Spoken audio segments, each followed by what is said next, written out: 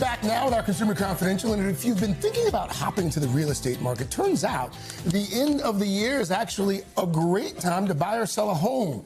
Here with all the advice is real estate broker and president of R New York, Stefani Berkin. Steph, welcome back. Thank you for having me. I mean, on its face, it actually sounds like it could be a little counterintuitive, but you maintain that the end of the year is actually a really good time to buy or sell. It actually is. There's some strategy to it. So first of all, we're heading into the winter season, right? The U.S. housing market is cooling.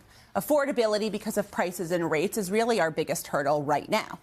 And there's the idea and sort of buzz around a potential 50-year fixed-rate mortgage, right? That would help lower monthly payments and make home ownership more accessible. But with real estate, there's always a flip side. So we have to wait to see what happens. But there is this golden opportunity in the holiday season if you're looking to buy or sell.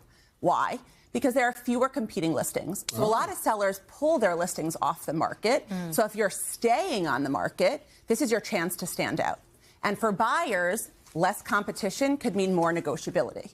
And the buyers who are out there, there are motivated buyers, right? If you're going out in the cold and the snow, they're motivated, and they tend to be sometimes because of a job change or a relocation or some year-end incentives or tax benefits. So we see less window shoppers, at least for real estate, and more urgency, decisiveness, and offers that then lead into deals. Okay, so if you're a seller and you're trying to make yourself stand out, what about the use of decorations? Tree ornaments, is this a good strategy? So, Laura, it is to a degree, right? Sellers should create a home that has that holiday inspiration, right? And the design should evoke comfort and warmth and light.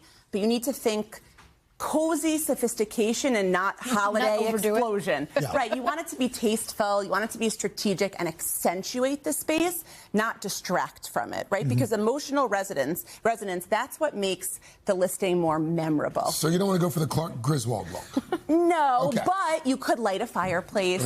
You could have a nice seasonal scent, layer textures. You want it to feel cozy and turnkey, and for the buyer to feel at home, not turned off by the design. What about making investments in the parts that folks don't normally see, you know, like the bones, the infrastructure, the stuff that's in the basement? So, Al, that's it, right? People always focus on what you see. You have to focus, especially now, on what you don't. So you should be scheduling boiler and furnace tune-ups, replacing filters, bleeding radiators, right? Insulating those exposed pipes. Because what happens is if you have a burst pipe, which could cost $5,000 to $25,000 in repair, prevention is well worth it. Think of insulation. Basement and attic, sealing those doors and windows, right? Cleaning the chimney.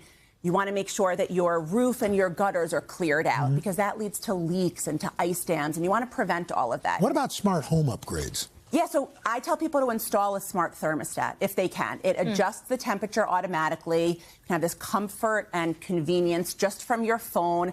I tell people also, yes, from curb appeal perspective, a motion sensor or light pathways, but you want to think of safety too. So make sure that your entryways and your doorways are free from snow, free from ice, and always stock up on the essentials: salt, batteries, flashlight, a small generator for winter emergencies. All right, Stefani Berkin, great tip, Steph. Thank you so much. Thank you so much. Have a great weekend.